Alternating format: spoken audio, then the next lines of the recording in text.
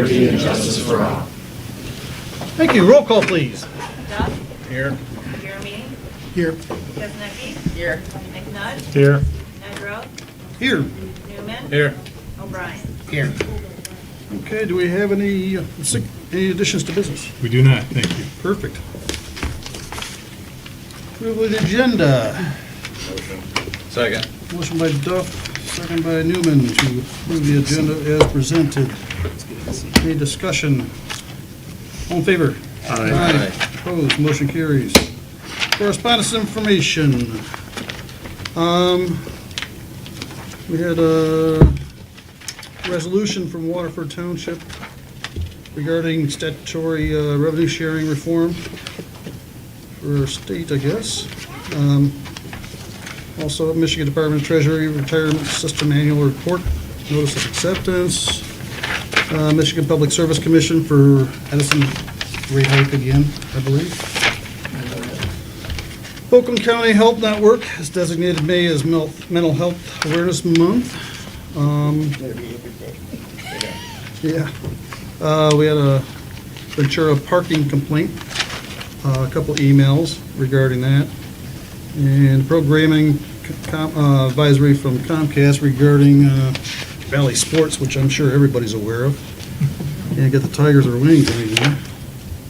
And a local market update from our realtors, local realtors. So with that, motion to receive and file correspondence. Second. Motion by Duff, second by Newman. Any discussion on that? All in favor? Aye. Opposed, motion carries. Okay, we're at the first call to the public. It's an opportunity for citizens to address council on agenda items only. If anybody would like to address at first call, seeing none, we'll bypass the first call to the public and move on to consent agenda. Motion to approve. Motion by Duff, second by Jeremini. Approve the consent agenda. Okay, any discussion? Roll call, please. Jeremy. Yes. Kuznicki. Yes. McNutt. Yes. Nedrow. Yes. Newman. Yes. O'Brien. Yes. Duff. Yeah. Okay. First presentation we have is for finally awarding our Citizen of the Year for 2023. So. And that's going to Mr. Drew Chinarian. Drew, we have a little plaque here for you.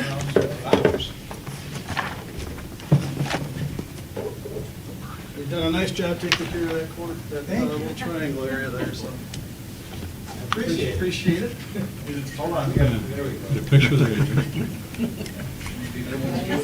Famous right there. Thanks.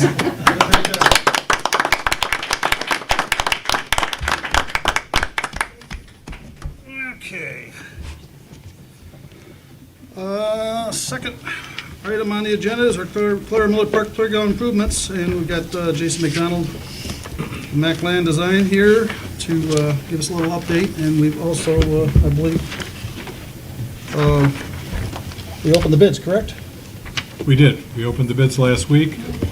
We reviewed the bid, and based upon that, I believe Jason has a recommendation that he can share with you tonight. So, Actually didn't print out the letter, but the letter provided by the approach. No, please. I don't have the letter in front of me, I'm sorry. But the letter of recommendation states we're recommending the Michigan Recreational Construction as the company to install the playground equipment, which has already been purchased, and to do the site work. Thank you very much. And to do the site work on site, which would include the permeable paver pathway, the grading and the stormwater management, which is in the form of rain gardens, and the additional sidewalk and seating around the playground itself. The plan has not changed since then. If you remember, we put it out to bid originally. It came back a little bit high. We did some value engineering. We pulled some things out. We did some modifications. And the result is it came back lower, the delta being about $57,000, sorry, 51,818 in savings to the village. So that being said, apologies. Just the guy with the headsets on back there. It is my recommendation to contingent upon the MDNR approval of the bids and about having to do with any voluntary alternates to reduce the price even further. They have to give final approval on everything. It is my recommendation that the village consider hiring, contracting with Michigan Recreational Construction. And you've worked with them in the past, I I have, believe. yeah, many times, yeah. Yeah. Yeah, they're a very good contractor. Very good contractor, I've heard. Yeah.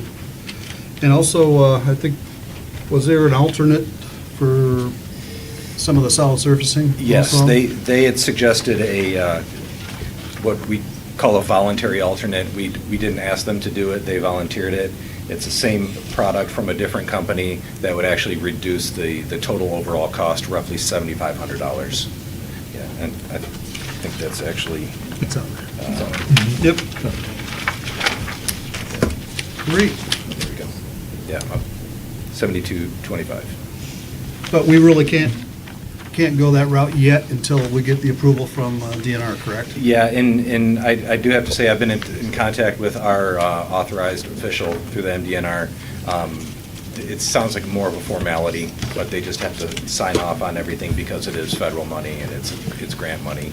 But all that information will be submitted, and she'll review it, and I've already been in contact with her. She's aware of what's going on, and it sounds like more of a formality than anything. So what we want to do is probably shoot for the higher number for approval Probably. in a yes. motion. And then, That's right. And based then- upon the approval, we can reduce it by that 72.25, I think it was. You could, I Yeah. think the language in there is a not to exceed. Yeah. Right, including- right, Including yep. the contingency. Yep.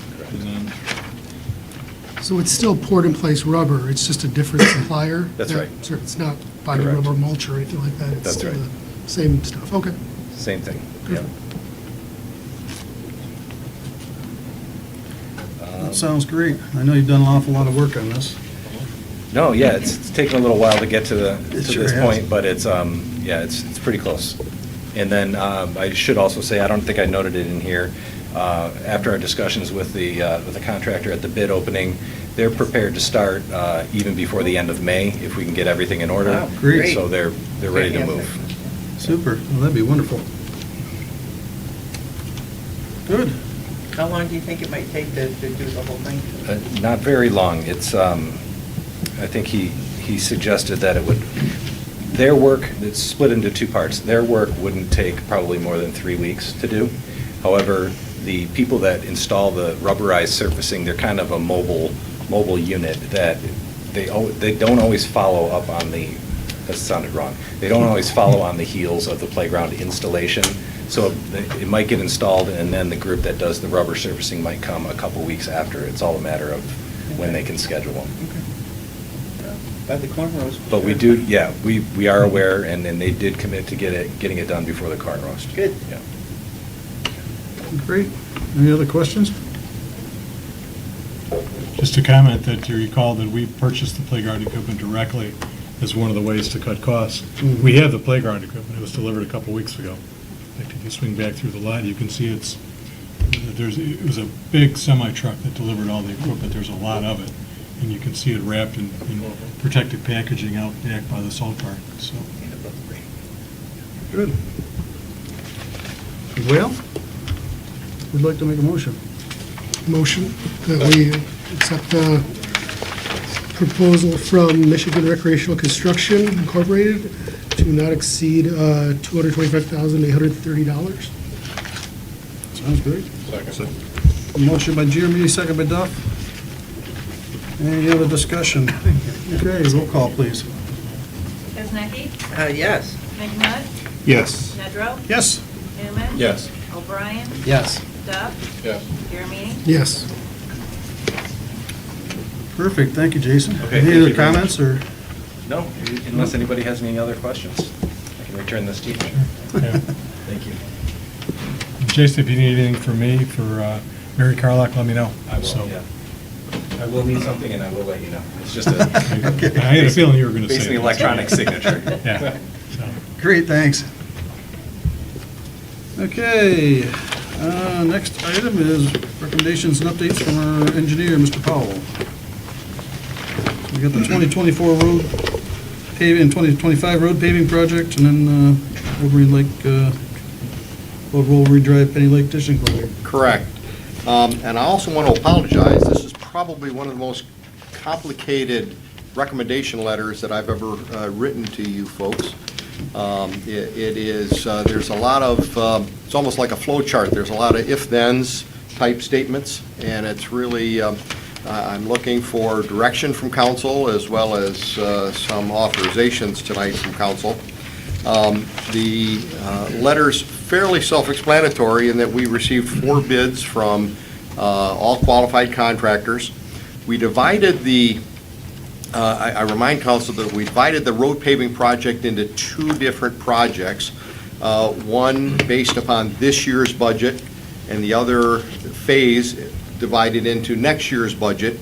And we've stopped the work for this year on June 30th. So that work needs to be completed by June 30th, and then we don't start the next project until July 8th, at, quite frankly, the request from the police department, so that we don't have any construction in the village during Tiki Night and during the July 3rd festivities. That being said, the bid amounts are shown on my page 1 of the recommendation letter. We've also divided the bids into 2 different categories. We have the road paving projects, and then we have the Clara Miller Park Sports Courts renovations.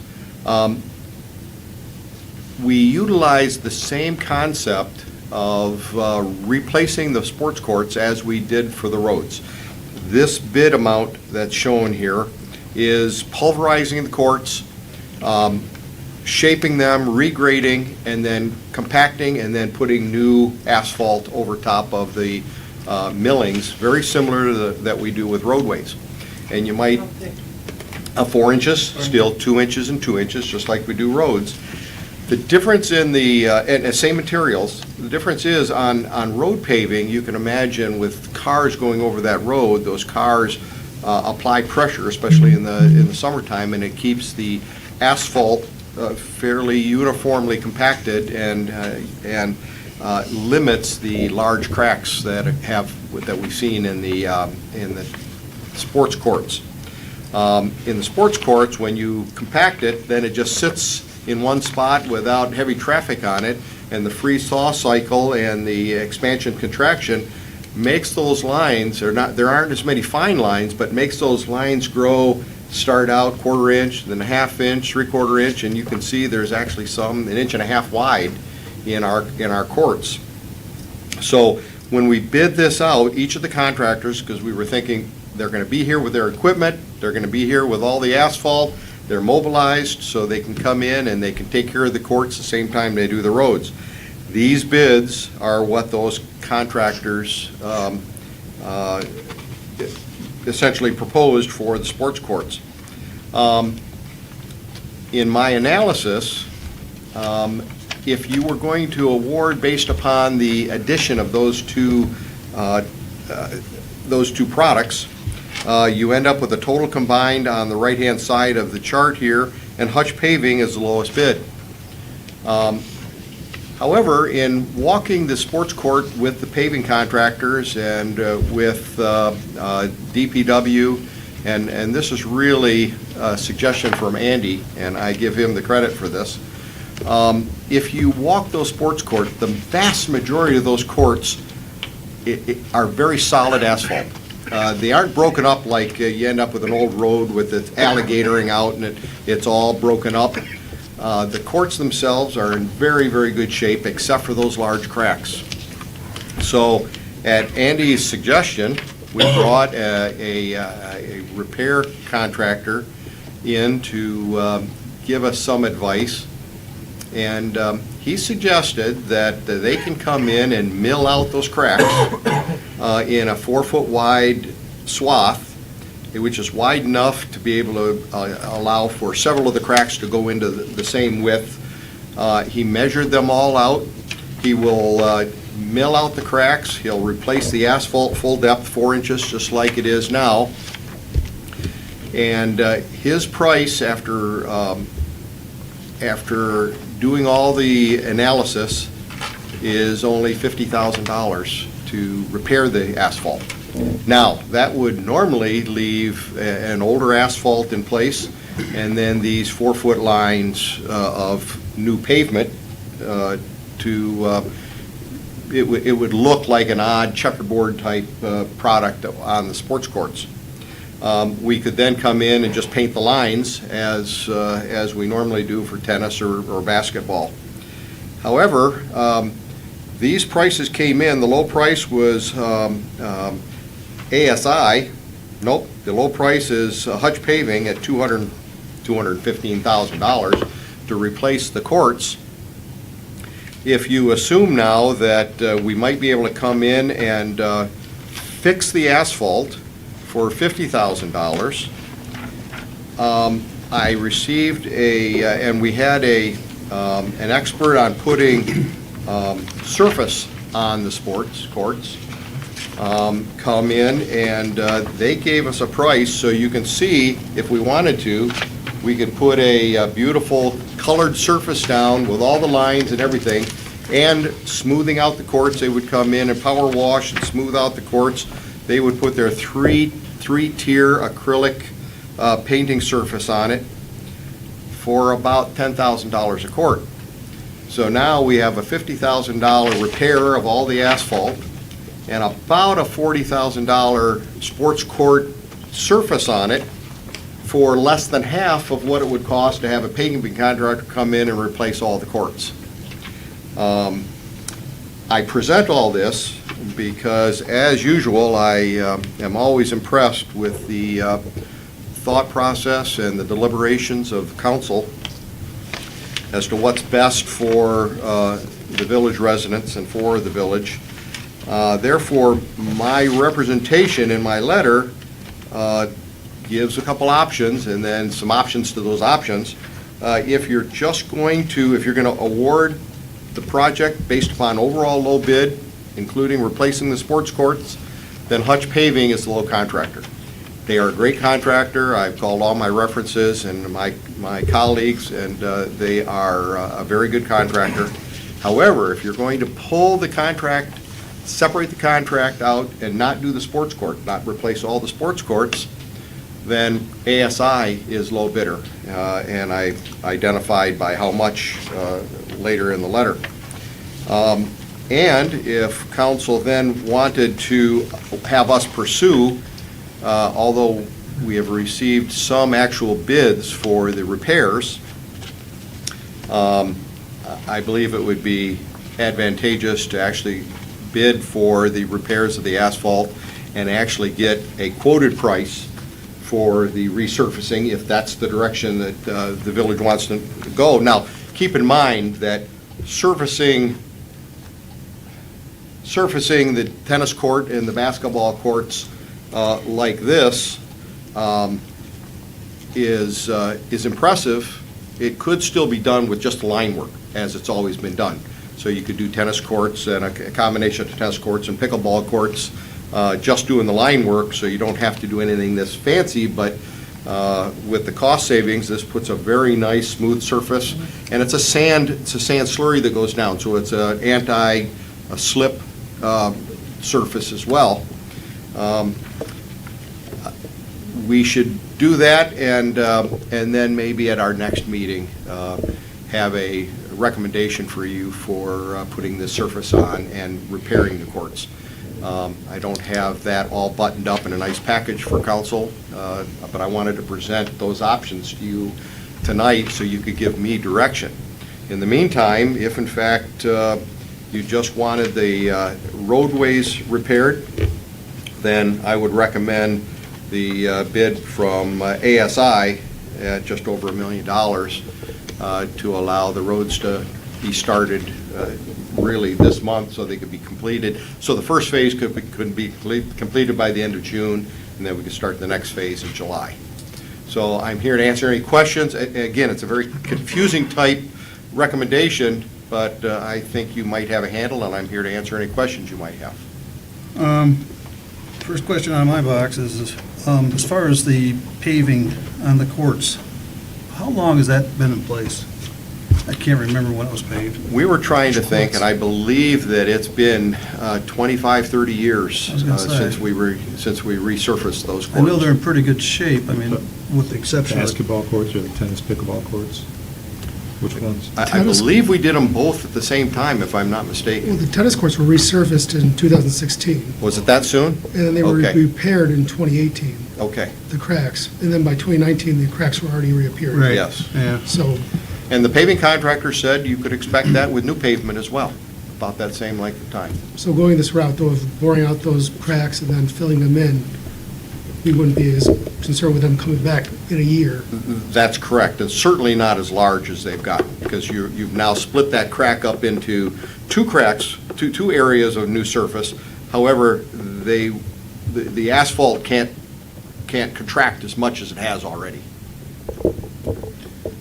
All pavement, whether it's concrete or asphalt, all pavement cracks. yep, it will. Just a matter of can we control those cracks better? Right.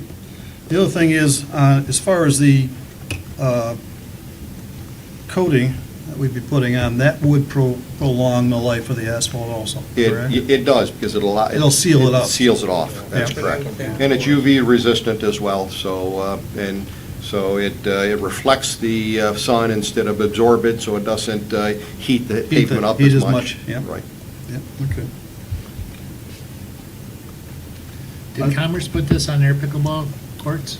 Because theirs are all painted very I nicely forgot like to this. check and see what product they used on their courts. They're very good-looking courts. Yes. I did not check.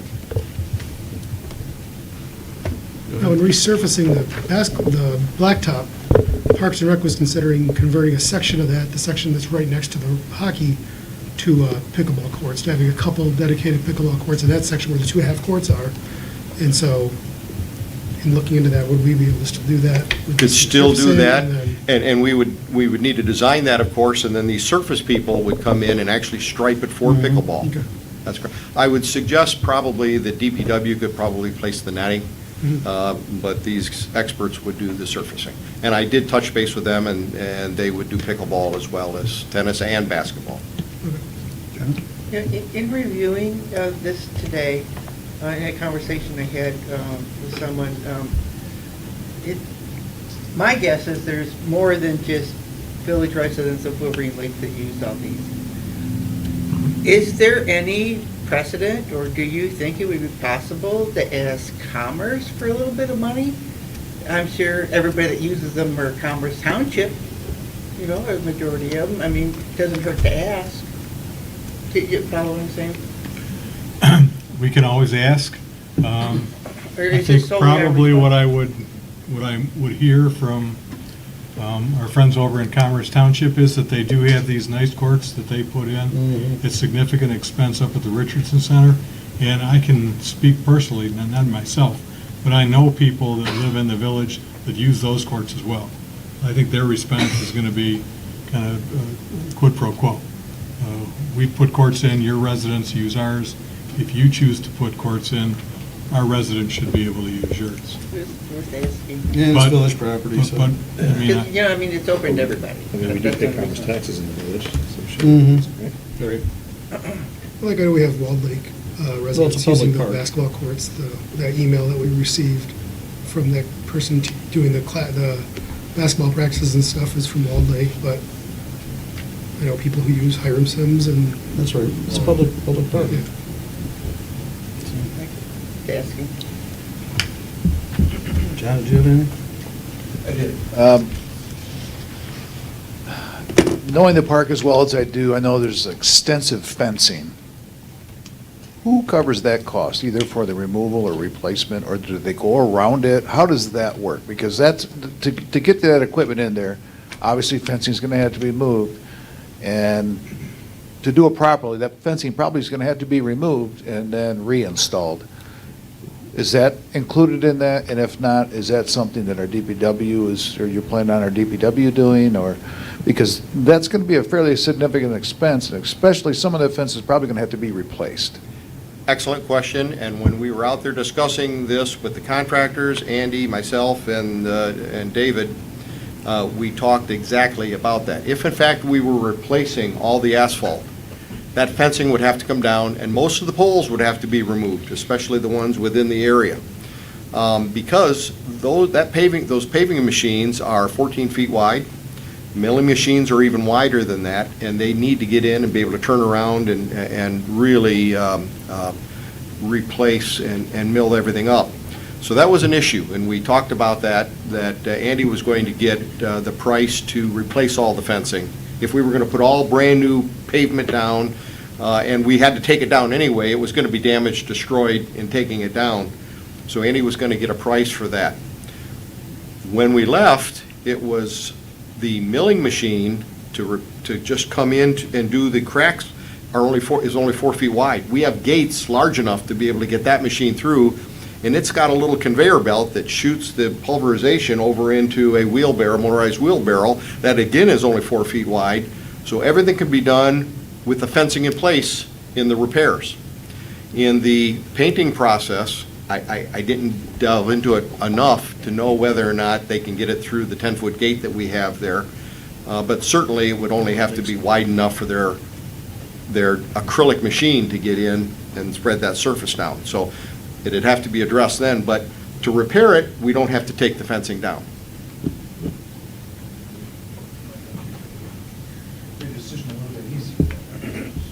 And I would think for the coating, this colorized coating, the sand stuff, they're doing a lot of these with a lot of fences, so their equipment is probably I would think it'd be the small, right yeah. size so that there's I not- would think so. Or they're going to lose a lot of contracts, Yes. so that shouldn't be a problem. I think it makes sense to pull the courts off the paving Yep. project. Yep. And that would give us a little bit of time to be able to put something together, make a real good decision on how to Yeah, fix those up. Yeah. Courts are a lot, too. We know we want to do the paving. yeah, we want to do it, especially with all the brand-new park equipment, you know, you want it, the whole thing look good. Mhm. Any other questions for Mike, or? I make a Go motion. ahead, I make- Dave? Just a couple comments if I could. First of all, in terms of the fencing, the chief's point is well taken. When Andy and I were out there, as Mike said, we all took a look at it, and Andy noticed that the fencing, particularly around the basketball courts, is in rough shape. It's rusted, it's bowed at the bottom. From what Andy tells me, once fence begins to bow like that, you really can't stretch it back. So Andy's thought was, and he's made some phone calls, he's in the process of tracking down some prices, but our thinking is that if we in fact do peel the sports court work out of this contract, and we bid that separately, as Mike has suggested, with the cost savings, we could probably afford to replace all the fencing that's over in the park right now that needs to be replaced. And I don't think, I'm not the fencing expert, but I don't think the fencing that's there, for example, around the basketball courts, that's probably, 16, 18, 20 foot tall or something. It doesn't need to be that tall. So I think there could be some cost savings there. So that's something to think about in terms of the fencing. But as Mike has indicated, our understanding is that with the equipment we're talking about, that the fencing wouldn't have to come down. But if we're going to replace the fencing would come down, and it would probably make the job even easier for the contractors than it would be if the fencing was up. And the other comment that Andy made to me too is if you go out and you look around the basketball courts, you can tell when the surfaces were last repaired, all the poles and the fencing stayed in place, and they worked around them so you can see seams in the courts where the fencing is right now. And if the fencing was going to be taken down, then the milling equipment could get in and we could erase all of the existing seams that are on the courts. So that's as to the fencing. As to the idea of splitting off the sports courts, I think I've talked to a couple of you about this. I'm at the point, we need to do something. And I'm glad that this is moving forward as quickly as it is now. I've been here for 3.5 years, and we've been talking about this for probably 2.5 years. And this is something that needs to be done. And since we're doing the other work at Clara Miller, this is a good and a logical time to get it done. And the thing that struck me when I pulled into the park to meet Mike and Andy out there to look at the courts again is there weren't many people in the park at that time. It was around noontime. It was a nice sunny day like this. That is an ocean of asphalt. Those are big courts. It's a lot of area. And probably 85% of what's on the ground is in good shape. It's just the area where the cracks are. So just in driving up and using some common sense, it made sense to me to look into this idea of just milling out around the cracks as opposed to tearing up all that asphalt, again, most of which is still in good shape and still very serviceable. So I support the idea of splitting out the sports court work from the bids for the actual road project. And Andy Stone agrees with us on that as well. As to the road bids, a couple comments. I have to comment, I was disappointed in ASI in the way that this bid was handled. Without getting too far into the weeds, ASI noticed the night before the bids were opened, or the bids were due, that there was a discrepancy in the amount of material that was required in the contracts. And ASI reached out to Mike's office, and Mike's office took a look at the bid documents and confirmed that there was a discrepancy. So give ASI credit for recognizing that there was a discrepancy in the amount of material that the village was requesting a quote on. The bid opening was due the next day at noon. We had 4 contractors appear for the bid opening. One of them was ASI. The one bid, well, let me back up for a second. The bid opening was scheduled at noon. Because it was late in the day before that Mike's office learned of the discrepancy, they sent out an addendum first thing on Wednesday morning, the date that the bids were due, to all the contractors that had been provided a copy of the bid specifications, asking them to take a look at addendum number 2 and, if necessary, revise their bids. We had the 4 contractors show up. 3 of the contractors showed up with addendum number 2 and any changes that they might have needed to make to their bids, if there were any, I don't know. The one contractor that showed up for the bid opening and submitted a bid that did not have addendum number 2 completed was ASI. And as I understand, Mike talked with one of the principals over at ASI, and the explanation he received is because the request for addendum number 2 was to send to someone who was on vacation. And so, for what it didn't get done, the bottom line. So, Mike and I talked after the bid opening. It became very apparent when the bids were opened that because ASI was bidding a lower quantity of work, their bid was significantly lower for the road work, probably $300,000-$400,000 than the next lowest bid. So it didn't take a rocket scientist to figure there was something going on. So we took a look at it. Then after the bids were opened, Mike and I went ahead and did the math and carried out if, in fact, ASI had quoted and used the same unit price that they had used in the bid they did submit for the appropriate comment, or the appropriate quantity. That's the figure that we came up with, the bid that's contained in Mike's memo. Mike and I talked whether or not we should request a bid from ASI. And the conclusion we reached was that we should ask for a bid from ASI, a revised bid at that point in time, just so the package was complete, with the understanding that there would be no promises to ASI that we would actually honor the bid.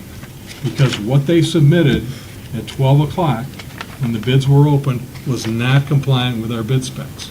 It did not include addendum number 2. So the following day, on Thursday, they did submit a revised bid with addendum number 2 with the same rate carried out. The same numbers they submitted in their Thursday submission is what bid has in the memo here. Which worked out to be the same The same unit. Same unit price. Same unit price. that they did on the Yeah. original Yeah.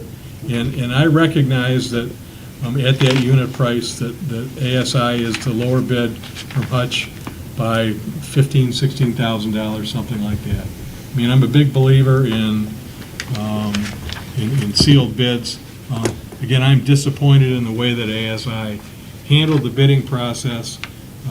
I just want to point out to council, again, that the bid technically that ASI submitted was not compliant as of the time that the bids were open, and council does have the discretion, if you so choose, you can reject the bid from ASI, and you could reward the bid to Hutch, which is the next lowest bidder. And there is a representative from Hutch that's here in the audience I was tonight. wondering if I might be able to approach real quick. Sure. Why don't we finish discussing it first? Okay. Is it I've Nagel got the some next- issues. Next lowest?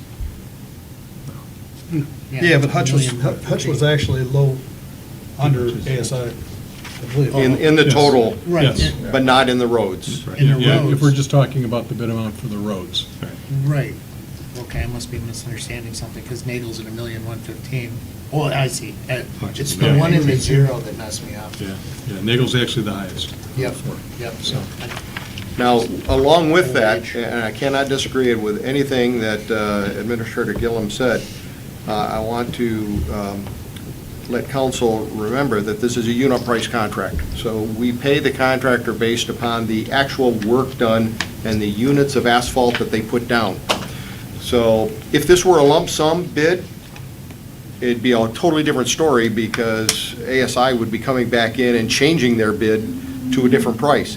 But if we were to have awarded based upon their lower priced bid, if they match the same, if the units were the same as bid when the project was done, it would still be higher, because we pay them based upon the actual work being done, not on a lump sum. So there's a little bit of difference there in evaluating this. That being said, David is absolutely correct. There was an inconsistency. We always leave council the ability to waive irregularities in the bidding process. We do that to make sure that math errors don't impact the bids. We also always go through, when we do this, we check everybody's math. We catch mistakes all the time when they're running all the way down through their project, and the quantities times the unit prices and the totals. We've found errors in mathematics in other projects as well, and we make those changes. When we make those changes, we call the contractor and say, do you know you made this mistake? And they authorize us to say, yes, we made that mistake, please modify it, and that's what we would present to you. This one is a big one. I mean, it was substantial math error, and they didn't present it on the proper form. So that being said, as Mr. Gillen pointed out, the Hutch Contracting is here, and so I turn to council to make the decision as to which contractor should be awarded the contract. I have a question, but wasn't it ASI who noticed that there was a problem? It was. That's my understanding. It yes. was. And that means that all of them would have been wrong. They would have, that's correct. If they hadn't have called, I wouldn't have caught the fact Right. that there was less quantity on the bids than really, I left out adding a road in, is what happened. So it reduced the quantities, and so what would have happened is, ASI still would have been low if we had just done the roads, but during construction, we would have been over budget, because it takes so much to do the roads, and I don't stop the project in the middle of the project, so the quantities would have been higher than what my estimate was if we had have not issued bulletin number 2. Change. That was an excellent point, Pam. And I don't disagree with anything that Mike has said either. I just wanted to go on record and express, I was disappointed with the way that ASI handled this bid. They've done work for us before, quality of the work has been good, but this bid was a mess. Yeah. So now, certainly, if you want to recognize the contractor, you're, Motion to open the Yeah. contract. Well, I don't think we have to motion to it. It's discussing this subject matter anyways, right? So, Whatever. we should be able to just bring them up. You're fine? Great. Yeah, go. Go ahead. Yes, thank you for your time. My name is Colton Odie. I'm with Hutch Paving. I am the one that bid this job, and I thank you for the opportunity to be able to bid the work here. First, I'd like to say that, we're eager to do this work. We're ready to do this work. We want to do this work. I've been doing this for 5 years now, and I've been in the position of what ASI has been in that happened at this bid opening before. And, in times, if you forget an addendum or something like that, that bid isn't read publicly. And I think, one of the reasons why I wanted to come is let you know how eager we are, but also to kind of acknowledge that we had 4 reputable companies in there, and that 3 out of the 4 acknowledged the correct, proper legal status paperwork, even though there was some discrepancies in the quantities. We're bidding to what the engineer puts out, that's what the documents are, et cetera, right? The fact that they brought up there was some difference in the tonnage, a lot of the different quantities that are put out by engineers, sometimes they have extra fluff in the asphalt and stuff like that. If I brought that to the attention every single time there was an extra 150 or 250 tons built in on a wearing course, truthfully, that saves you guys from me not going out there to just jack up my line item so I get paid more. So I do acknowledge that, there was some discrepancies on those quantities, but if one contractor, makes that noted, then that should be sent out as a full RFI or addendum like that, which it was, but in this case, they then forgot that addendum and that legal paperwork. In my mind, that bid opening what was confusing because you read a number that didn't correlate with what the other 3 people had, and then it skews it. And then the fact that you read those numbers also makes it confusing. A lot of times, if they don't have that paperwork, you read the bid bond, you read if you have addendum 1, addendum 2. If you don't have it, it's set aside. So with that being said, there was a delta difference, I believe, of about $29,000 that Hutch Paving was high on the roads, and breaking those out separately.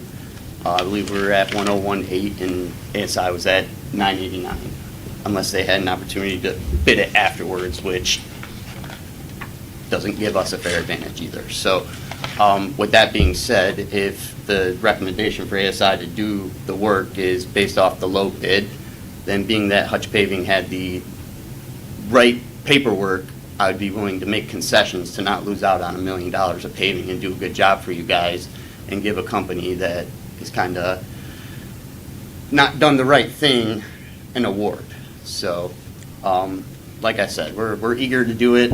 We want to do it. We can jump right on it. I got 3 full paving crews that are hungry for work, and it's still early in the season, and we're ready to go if awarded the opportunity. So, Okay. any questions from you guys by chance? Thank you. Perfect. Thanks. Thank you. Okay, well, what a decision this is. It took a complicated project and made it more complicated. Sorry, I'm in Clara Village too. With that, we can also do the milling as well too, right? I guess I wasn't knowing that was going to be a change in scope. And it's not a change. I'm looking for council to authorize me to go out for bids for that. Okay, Right. sorry, I thought Right. it was in addition. No. Okay. Make the motion that we award for the road paving to Hutch Paving. I second. Motion by Duff, second by Kaznicki. Discussion. I think it makes sense to respect the bid process, so that when next year, 2 years, 10 years down the road, those who come to us trust that we're going to respect their bids, and they're going to we're going to have options. I agree. It wasn't satisfactorily submitted, therefore it's void. Well, 3 out of the 4 got it back. Right. Right in the 4th. It just feels like we're making concessions because they've done work for us before. It's, feels Okay. like the optics would be. Any other discussion then? I'm assuming that Hutch has no problem splitting the project up like we were talking about anyways. They all assured us during the bidding process that they had no problem separating the projects out. Great. Okay, we have a motion and a second. No more discussion? Roll call vote, please. McNutt? Yes. Nedrow? Yes. Newman? Yes. O'Brien? Yes. Duff? Yes. Jeremini? Yes. Wozniacki? Yes. Very good. Thank you deal. for that direction, council. And that was to, also, that was to take, I'm assuming that motion was for just the paving. Yep. only, Correct. without- Just the road paving. Correct. Right, yep, just wanted to clarify. Yep. And I assume the council will direct me, let's go out and get bids for the alternative way to repair the courts. Yes. Mhm. Yeah. All right. Great idea. And I'm very sure that I get those back to you for the June meeting, so. Great. And we'll be talking budget in a couple of weeks, That's and if what I we was have gonna say. more information, we can update you when we talk budget as well. So, Yep. Super. Thank you for your work. Oh, absolutely. The next item, again, is just an update. All the work is done between Adrian and Pinecrest on Wolverine Drive. The landscapers should be out this next week, putting the seed and mulch down, raking, putting the seed and mulch down, so this is the ideal time for seed to grow. So we're looking for, and I will be notifying each of the owners, even though that we're putting the seed and mulch down, really it's going to be their responsibility to water. So we're hoping that they do that. They'll have a much better yard if they water the seed that's being put down this next week. The contractor has moved around to the section of Wolverine Drive between the Greenaway Drain and Penny Lake Road. You always start at the downstream side, at the lower end of a storm sewer system, because as you install this, you want water that enters the system to be able to outlet and not back up in front of you. That being said, as we opened up the manhole just right there at the Greenaway Drain, and we tried to get the pipe from that manhole down to the Greenaway Drain, we found that there was a 1 foot by 2 foot AT&T duct bank that was about 2 feet deep and 1 foot wide, right exactly where we were proposing the storm sewer. We knew the AT&T line was there, but we had no idea in this section they actually encased it in concrete. So we had it designed, the blue is the manhole that we had proposed and was put in place. This dashed blue line was where the pipe was going to go from this manhole down to the Greenaway Drain, and it went right through that AT&T duct bank. Once we noticed the discrepancy, we called AT&T. They were kind enough to send their representative out. Anytime we're going to mess around, going underneath, something like that, we want that utility company right there in case something happened. They were there. They authorized us to go underneath it, and we created an S-curve down and underneath that duct bank and still have it going out to the same location in the Greenaway Drain. I point that out because that wasn't obviously as part of the contract, and it took time to do all that. So I wanted to let you know that that has now been completed. They've gone through the first driveway heading west down Wolverine Drive. They were making great headway. Their machine broke down today, but we expect in 2 weeks that whole section will be done as well. In the meantime, we have the paving contractor, both the concrete and the asphalt paving contractor, measuring up the driveways and the roadways that have been and will be cut so that we can repair those driveways and the roadways immediately upon this contractor finishing. But it's only taken about twice as long as what I expected. But the small crew is impressive how they work together, and I'm pleased with the work, although it'd be nice if it were all done already. I think the $40,000 the village saved in this was probably well worth it. Homeowners have to put up with a little longer in the springtime, but I'm pleased so far. But I wanted to give you an update as to the timing, and it should be done in the next 2 weeks. Okay. Questions? Okay. thank you, council, very much for your direction and your wisdom as usual. Thank you. Thank you, Mike. Okay, moving on, we have no public hearings, so we're on to Parks and Rec recommendation, release $300 for budgeted funds for 2024 dog show. Motion. Second. Motion by Duff, second by Jeremini. Any discussion? This will be the first ever dog show. Giving it a go after there was a young lady who was doing one over near the Wolverine Drive area prior to the COVID and everything that was very popular. And Parks and Rec kind of want to take that up and see how it goes. Tell us about the dog show. What does it entail, Mark? There will be multiple categories, local celebrity judges, hopefully. They've got, they were thinking, actually, they were thinking the deputy chief. Perfect. So, yeah, we'll see how that goes. But it'll include prizes, awards for, they haven't quite figured out, I think, what the actual awards will be, but it'll be more focused on fun rather than like those ultra-competitive dog shows. We don't want any of that. We want it to be enjoyable and relaxed. They've got some sponsorships lined up, and some of the pet stores and things are providing some things as well. So, should be interesting. Is the young lady that started the one dog show involved in this at all? No, she's in school, or they moved away or something like that, so unfortunately, yeah, we were hoping to steal her ideas as much as possible, because she did a great job. Yeah, if we could get her as a guest judge, she'd be perfect. Great. When is your dog show? June 15th, I want to say, something like that, so I gotta look, maybe the 22nd. June 22nd. Somebody You were pay close. attention, yeah. I got a lot of dates in going on, so. June 22nd.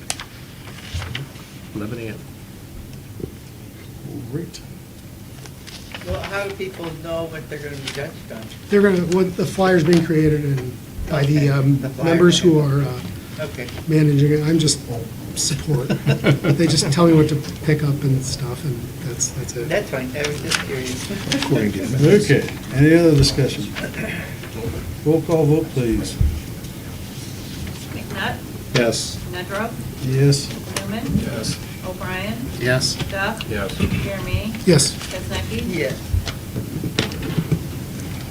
Bark in the park, and plenty of doggy bags. Next item, resolution approving the West Nile Virus Fund expense reimbursement request. The horses after the parade. This is under Oakland County's West Nile Virus Program. Motion to accept the resolution as presented. Motion by Duff. Second. Second by Newman. Any discussion on that? All in favor? Aye. Opposed, motion carries. Next is Metro Act right-of-way extension. This is going to be for, I think, right-of-way that's expiring, I believe, this year? September of this Yeah, year, that's September of this correct. year. For an AT&T right-of-way, so Motion to approve. Second. this is good through 29, by the way. Motion by Duff, second by Newman. Any discussion? All in favor on that? Aye. Opposed, motion carries. Oakland County Tactical Consortium Agreement, and this is something we've been involved in since 2015, I believe, right, Chief? So I think they're changing the structure up a little bit on They it. are changing. Yes, they are changing the structure a little bit. We do not know what the cost is going to be. Currently, it's $500 per department for Oakland County. I have been lobbying to adjust that in some way because I don't feel it's fair that the Village of Wolverine Lake, with 8 officers, pays the same as Southfield. So we're looking to offset that some way and cover the initial maintenance cost of the equipment that is available to us. What it is, if you recall, a few years ago, we got together and applied for a federal grant as a consortium, an Oakland Tactical Consortium, so we could respond to a natural disaster with all the proper equipment. They have everything, and I think Mr. Gillum and I went up to Oakland County and reviewed all the equipment, which is really nice equipment, but we never get an opportunity, thank goodness, to use that. Where larger departments such as Southfield and Royal Oak and some of these other larger departments do use this on a regular basis. What I didn't like is we were being then charged the $500 for maintaining that equipment that Royal Oak and Southfield and Farmington Hills use. And so I kind of threw a ringer into their plans, and now they went back to the drawing board, and they are going to come back with it's not going to be quite as defined as I would like to see it, but they are going to start, yeah, kind of a tier system, depending on the size of the department, the size of the community. So it's going to be a lot more fair, I think, but we also have to keep it reasonable, too. And, because we did get a lot of federal money for equipment, four-wheelers and drones and things of that nature. But again, I kind of put my foot down and said, I don't think it's right for us to pay the same amount. And they agreed, and they are actually discussing that. And Sergeant Morosco was on the OPTAC committee now to talk about that, and he knows my feeling about it, so he's kind of carrying the torch on that. So that's what this is. This is just a renewal of our commitment to OPTAC, and I think as long as they follow through with what they promised to do, it'll be worth it for everybody. So Great. Appreciate the update. And as I've indicated in the cover memo, in reviewing the agreement and the bylaws that go along with it, if for some reason OPTAC doesn't make the changes that we feel are appropriate or that are acceptable, we can withdraw in the future. So, Okay. Make a motion to approve the memo of OPTAC. Motion by Newman. Your second? Second. Second by O'Brien. Any discussion? Well, thanks for weighing in on it. So with that, roll call vote, I guess. Sorry. Okay, Tammy. Duff. Yeah. Jeremy. Yes. Beznicki. Yes. McNutt. Yes. Nedrow. Yes. Newman. Yes. and O'Brien. Yes. Okay, we are at the second call of the public. About hour and 4 minutes early. So at this point, if you could stand up, we have to open the public. Yeah, motion. Second. Motion by Duff, second by McNutt. Any discussion? All in favor? Aye. Opposed? Motion carries. Tom, just state your name and address and keep your comments to 5 minutes if you could, please. Neil Tonemaker, 325 Warwind Drive, and developing that property. As you guys know, I've been here several times about the ditch, about maintaining the ditch and making positive flow on the ditch. It's another year is going by. As Mike just stated, it's prime time to grow grass. I'd like to get it done. We've been waiting months and months on this culvert enclosure project going on, and it doesn't seem to be going too fast. This situation, I think it was known to me, Mike. If you were inspecting that culvert, you would have seen that pipe, that conduit there. I'm hoping that you guys would allow DPW to make positive flow on the ditch along 325 Warwind Drive in that area. It's still holding water, still holding everything there. And I guess one other thing, you guys are doing another paving project.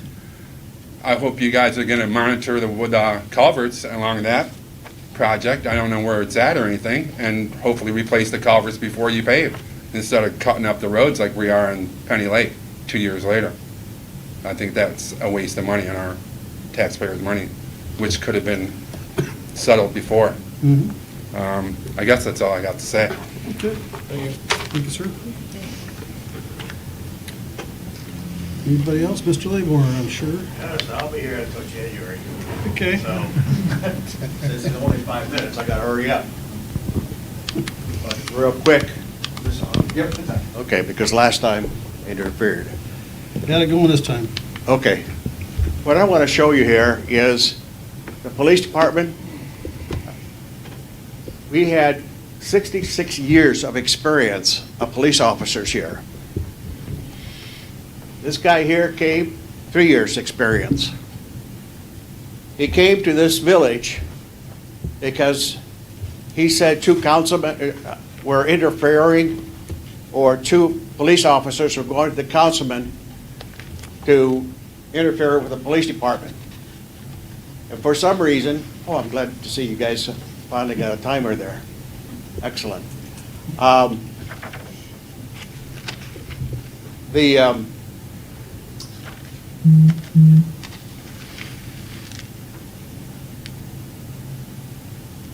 that's good. Anyhow, the council was all upset that they put me and Bob Smith to hire me as a councilman. I had nothing to do with it. Last month, you saw where Ed Sinkowitz lied from the police report. Did you see that? The newspaper wrote the outcome of the little confrontation that he brought up. And the two councilmen was Ed Sinkowitz. As a matter of fact, he promised one of the police officers the job of a police chief. Probably didn't know that. As a matter of fact, he called a police officer to come over because somebody smashed his mailbox. The police officer goes by his house. It wasn't smashed. He called him again. The police officer go over there. He goes over there. He says, it's not broken. I don't want anybody to know that you're coming here. So in other words, those two guys were involved, but somehow they threw my name in there, the police department, with the council people. How in the heck did the council people put me in that group? There was no rhyme or reason. I can tell you this because his friend was docking a boat on the park by Edna Shakin. The people came to me, and I've told you the story, to ask me to help them, to get it out. I have documentations that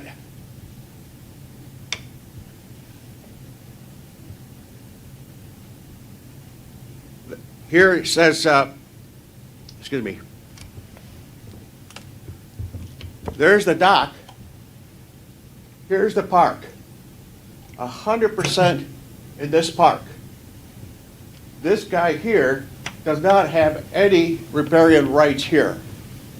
These people are about 29 people or something like that own this park. They wrote a letter to the council, the president of the village. They wrote it to the administrator, the chief of police. None of them helped those people. But I was damned if we're not going to get rid of it. Is my time up? Okay. So 5 minutes, I'll let it go. Next time, I'll give you more. But I just want to tell you that when we had the sewer meeting, this place was packed. I was sitting in the back because we had other people explaining things. And this gentleman gets up and says, that damn laborer wants sewers in this village. He's obnoxious and everything else. I didn't know who the guy was. So after the meeting, I go up to him and I said, you know, I agree with you. That Leyburn is really horrible. Yeah, man, yeah, man. He says, by the way, my name is Dave Leyburn. The guy drops his hand and runs out of this. 3 years later, he comes up to me at Home Depot and he says, Mr. Leyburn, I owe you an apology. I said, why? He says, my next door neighbor told me all about you. His friends were the police department, one of the police officers, and told him a story about you. All I'm saying is, when I finish by January, you'll see what these people have done to me. The best thing that my father gave me was his name. Not his money, his name. And we have a good name. My sons have a good name. Okay, thank you. Got under the wire. Anybody else? Public? Seeing none, motion to close, second call. Second. That was a tie. Motion by Duff, second by, we'll go to Jeremini. It was louder. Any discussion? All in favor? Aye. Opposed? Motion carries. Okay, item F, Administrator Gilmore requests the council to move into closed session following agenda item 17, discussion attorney-client privilege communication. Make a Motion to move into closed session. For item 17. Motion by, 17. motion by Aaron, second by Mr. Duff. Any discussion on that? Roll call, please. Jeremy? Yes. Chesnecki? Yes. McNutt? Yes. Nedrow? Yes, Newman? Yes. O'Brien? Yes. Duff? I think that was probably a yes. Okay. You heard him yell yes? Yeah, I heard it. Is there a yes or a flush? Call it a yes. With that, let's set topics for the May 22nd work session, which is budget, budget, budget. I don't think there's really anything else we need to discuss. is there? No, the one comment I would make on this, if I could get a motion from council to classify this as a special meeting as opposed to a work session. I think we may have, in addition to our budget discussion, which will be the primary focus, but I think there may be a couple of items of business that we may want to address at that time. In Okay. talking with Mr. Powell today, we may have a pay recommendation on the Wolverine Lake drainage enclosure. In addition, we have a negotiating committee meeting with the ASME group tomorrow, and I'm optimistic that we might be able to reach a tentative agreement with that group tomorrow, in which case we could bring the agreement to council for ratification. So if we can just get a motion to have a special meeting on Wednesday, the 22nd at 7 PM. Again, the primary focus will be budget, but then we'll add any other business items that come up as appropriate between now and then. Fair enough. Motion to schedule the May 22nd, 2024 meeting as a special meeting. Moved by Jeremy, second by Aaron. Newman, any discussion? All in favor? Aye. Opposed, motion carries. Okay. Thank you. I believe we don't have any other pending business. We do not. Update from Police Chief Ellsworth. One more haircut. I'll be here the next two council meetings, obviously, and with the special one in a couple of weeks. I'm going to have the deputy chief with me for the next council meeting, the special council meeting, to do the budget, since it's going to basically be his budget. We've gone over many things. There's going to be some good things in there, and we've walked through them a couple of times. We've met with Jennifer and Dave, and it's been it's really coming together well. So I'm very excited about that. I got out on the road a little bit last month. I'm going to do a little bit more this month, and before I leave, I'm going to ride with every officer just to have a chance to get out there and do that again. And yeah, the Citizen Police Academy is going on. The graduation is next Wednesday night, so I'll be there. And our next boater safety is on May 18th, which is completely full. We may, again, offer another one during the summertime if there is interest, but Or need. we'll see what happens. But other than that, one more haircut. That's it. It's going to be the farewell tour out on the roads. Yep. Okay. Thanks. Time for treasurer update? Yep. So I left for you, for your convenience, just a proposed budget. One of the things to keep your eye on, there's a big number in the capital improvements in the park, and that was based on the first scenario that Engineer Powell submitted to us. So that is obviously going to be coming down if you guys rebid that and decide to repair it rather than replace it. So other than that, I really encourage anyone who has any questions to come in. I've got any time you need to go over the budget with you, line by line if you would like. I am happy to answer any questions over the phone, email, text, whatever you want. And just because I just wanted to have it nice and clear, and I'm really looking forward to our meeting in 2 weeks. So Great. and that's it for me. Well, thank you. Mr. Gillum. Just to follow up on Jennifer's comments, first of all, just to commend her on the hard work that she's done up to this point in terms of pulling all this together. You can imagine talking to all the different employees, the different boards and committees, trying to get input from them, things like that. Jennifer and I started to take a deep dive into budget this afternoon, and we kind of ran out of time, but we'll pick that up and go forward over the next couple of weeks. And again, the time frame, just so everybody is on the same page, is we'll have discussion at our special meeting on the 22nd about the proposed budget. We'll have an updated budget for you at that time, if not before.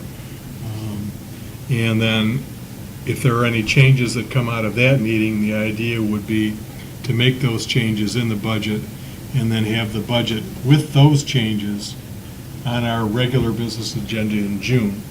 The idea being to approve the budget and all the related budget resolutions at our meeting in June, because it needs to be done by the end of June for state guidelines. So that's the time frame we're talking about. So just general comments. The chief mentioned the voter safety class. The same day, the Water Management Board, weather permitting, is also planning to have a fun and water safety fair over at the Claire Miller Park. So watch for information on that. I think if the weather looks like it's bad, there's a chance that may be rescheduled, but we'll be optimistic. But the bottom line is voter safety and then the fun and safety fair. The weather is getting nice. More and more people are out on the lake. Our boat's going in the water on Friday. Everybody just be smart and be careful out there this summer. We don't need to have any problems or any accidents on the lake this summer. Happy Mother's Day to all the mothers out there coming up on Sunday. And then I've also been asked by one of the village staff here to pass some special thanks along to a couple of our police officers tonight. I think most of you probably know, at least by face, Todd Smalley, who works over in the Department of Public Works. Todd sent me a message today. He wanted me to specifically acknowledge Officer Ryan Crowell with the police department, and also Chief Ellsworth. On this past Monday afternoon, the call went to Commerce Township, but our officers responded first. There was an individual who was down cutting the grass at one of the hair salons down on Glengarry, down towards the ice cream joint, and started having some problems. Somebody at the party store across the street apparently made a call. Police and fire responded. I think Officer Crowell was one of the first ones on the scene, did what he could for the individual. Commerce Fire responded. Sadly, that individual did not end up surviving. He is 49 years old, dead of a heart attack. As it turns out, the individual that passed is Todd's wife's cousin. Oh, wow. So it's a relative of Todd Smalley's wife. So Todd said that the family was very impressed from what they heard about what Ryan had done at the scene to try to help Diana's cousin. In addition, as I understand, the chief made a special point because he knows Diana's cousin, the father of the deceased. The chief made a special point of going over to his house and personally telling him and letting him know that his son had passed away. So Todd said it made a very difficult situation a little bit more bearable for the family, and he wanted me to publicly acknowledge both Ryan Crowell and John Ellsworth for what they did on Monday. So. If I can comment on that just real quick. Because it is public knowledge now, obviously. The subject involved was Chris Herod. And I don't know if you remember Leona's hair salon and the Beauty Academy. That was Leona. That was Chris's mother, and that's Ken's wife. She passed away quite a few years ago. But I've known Chris since he was a young man, and there was some confusion of who it was because Chris had actually drove his father's truck up to cut the grass. And I knew that Ken would be home wondering where Chris was. Ken lives over by me in Wixom, so I took the opportunity to go over there. I did not have to make notification because at that time they were still working on him, but I got him to get up to Huron Valley. So he was able to get up there, but unfortunately, it was Chris that passed away. And Chris was a well-known figure around here for many years with the salon. He actually was in the shop with his mom at one time too. So he still cuts hair. He still cut hair, as far as I know. But it was, the Harrods have been around for many, many years. So it's a sad situation. And my condolences and our department's condolences to the family. We did everything we could do, and they must have got something because they transported him right to the hospital. But it was a pretty chaotic situation, especially since I had a ride-along from the Citizen Police Academy with me. She went home and drank tea. She was pretty upset. But it was, it's unfortunate, and I appreciate Todd's remarks. It doesn't make it easier, but at the same time, our officers do that on a regular basis. And that's something that I don't want any of you guys to forget, that our officers are top-notch people. If it wasn't me, it would have been one of the other ones. So, I appreciate the comments, but this is nothing unusual for our department and our people. So, I'm very blessed to have worked here, and we have some top-notch people here. So, that's it. Thank you. Anything else, Dave? That's all I have. Thank you. Okay. Guess we're on to council comments.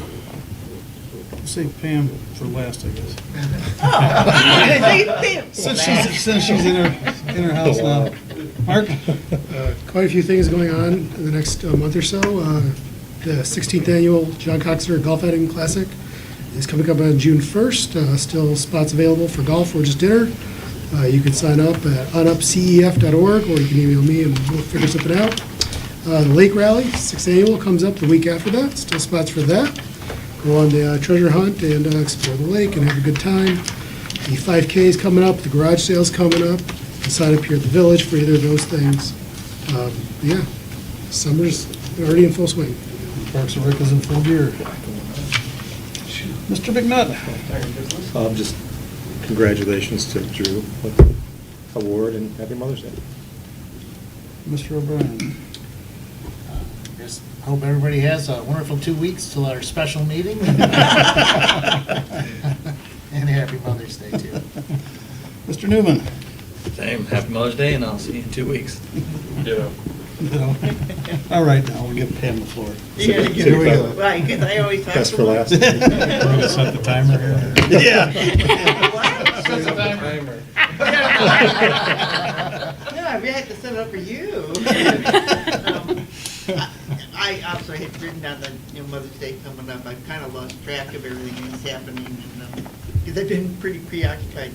But I did want to mention, yesterday there was, the school bond election that took place here, and it was noticed that somebody left their driver's license in the voting booth, and an employee went up and informed the police, and Deputy Chief Solak took that driver's license and delivered it back to his house, and I thought that was above and beyond what he needed to do. And like you said, that's the type of people that you have working here, and I just wanted everybody to know that. And he came down and gave everybody water, he gave us cookies, and we definitely want to work this precinct every time. Coffee and bagels, oh my goodness, they treat us well. So, and I thank everybody for their concern. Tom and I are finally back into our house and now we work Yay. Hey, congrats. I was just showing someone the other day the picture that you gave me, John, out of my phone. I still have to blow it up, with the lightning hitting the house. So. Stay away from storms. Yeah, I know. Okay, and I'm just gonna say Happy Mother's Day. That's it for me. I'm gonna keep it short, so. With that, Motion to go into closed session? Second? motion by Good, second by O'Brien, and go into closed session. And when we get back out, we'll just adjourn. Yeah, so there won't be any more for the Yep. video.